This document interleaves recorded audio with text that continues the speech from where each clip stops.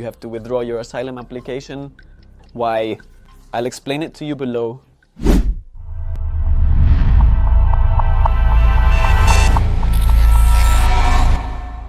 Yeah, the first thing is the caveat that if what you have is an appeal filed against the denial of your asylum application, I hope sincerely, I hope you have watched our other videos and have learned that in your case, obviously, if you're not sure, or if your asylum case does not have a high probability of being granted, then in your case, the best thing would have been to have withdrawn that appeal a while ago, and to have taken something with the current immigration regulations or with the new one.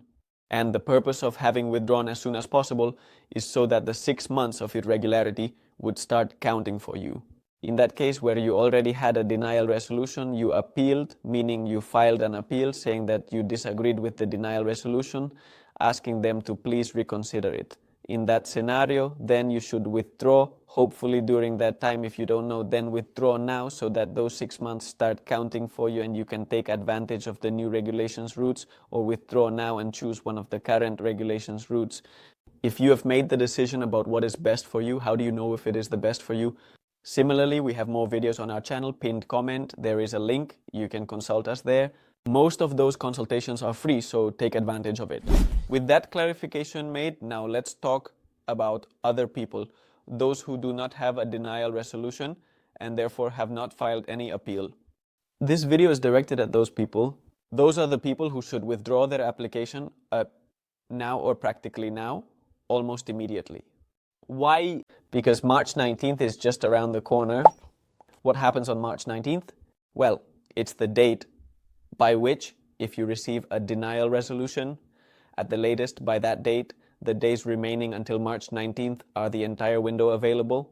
At the latest by that date, if you receive a denial resolution for asylum, not if you withdraw, but if you receive a denial resolution for asylum, then that will mean that by May 20th, 2025, when the new immigration regulation comes into effect, you will already have a firm denial resolution for your asylum. Therefore, you will be able to take advantage of the 5th transitional provision, and with just 6 months in Spain, proving that you have been here for 6 months, and simply by proving that 6 months have passed between the denial resolution and your application, during which you have been in an irregular status. Just by proving that, you will be able to benefit from all the routes of the new regulation, whose requirements are substantially less or less strict than those of the current immigration regulation. What's happening? Well, there are hundreds, thousands of asylum seekers who do not have their denial resolution, who also do not have much hope that their asylum will be granted, because more than 9 out of 10 applications are ultimately denied, and they don't know what to do. This video is for them. What you will need to do is be hyper attentive, and if by May 19th you do not receive a resolution, directly by postal mail, whether because you went to the police station or because it was published in the BOE for whatever reason, if by March 19th you are notified of a denial resolution, then you know you can wait 6 months, obviously without filing any special appeal. Wait 6 months and you can take advantage of the new regulations arraigos without any problem, calmly, happily. But if not, which is unfortunately the most likely scenario, that by March 19th those resolutions do not arrive, what options will you have? Well, the first one, and the one we always recommend whenever possible, is that if you have been in Spain for at least 2 years, you opt for an arraigo for training, and if you have been here for at least 3 years, then you opt for a social arraigo. These are options that have their drawbacks. For example, in the case of the arraigo for training, it does not authorize you to work, but at least it is a residence permit, at least it counts towards nationality, at least you gain time, at least you have something tangible, something that can open the door for you. You can travel, you can enter and leave Spain, and it can open the door later if you get a job offer, with which you can then calmly wait for your nationality. If you have been here for at least 3 years, that opens more doors for you, because you would have the arraigo for training as an option, and also the social arraigo, which would require you to either have a job offer contract for at least 30 hours in most cases, or live with a first-degree relative who can financially support you, or have a business project, or have your own financial means, understood as savings, and you can prove that you will not become a burden on Spanish social assistance. In conclusion, what do you need? What I mentioned, at least 2 years, no criminal record, and a commitment to study if you are going to choose the arraigo for training, or at least 3 years, no criminal record, and the ability to demonstrate financial means in some way, whether with a job offer, a business project, your own savings, or living with a family member, parents, children, or partner with legal residency who can prove they are financially responsible for you. If I had that possibility, that's what I would do. Better a bird in the hand than 100 flying, as I mentioned. And obviously withdraw your asylum application. That's why the title of the video, because you would have to withdraw. And that is the general conclusion in these cases, that once March 19th passes and you haven't been notified of a denial of your asylum application, you withdraw. Withdraw either to take advantage of one of the figures I just mentioned, such as arraigo for training or social arraigo, or simply to start counting the 2-year period you need to be in an irregular status in Spain to qualify for the arraigos under the new regulation without the 5th transitional provision. The 5th transitional provision is the one that allows, if you have a denial resolution, to qualify for arraigos under the new regulation with just 6 months in an irregular status.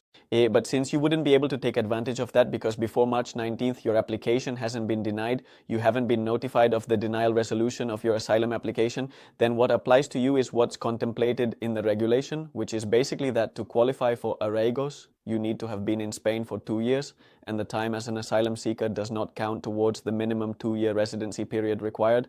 Therefore, if March 19th passes and you haven't been notified, then the best thing you can do is to withdraw, either to apply for arraigo for training or arraigo social, or to start counting the 2-year period you need to be in an irregular status in Spain to be eligible for arraigos in the future.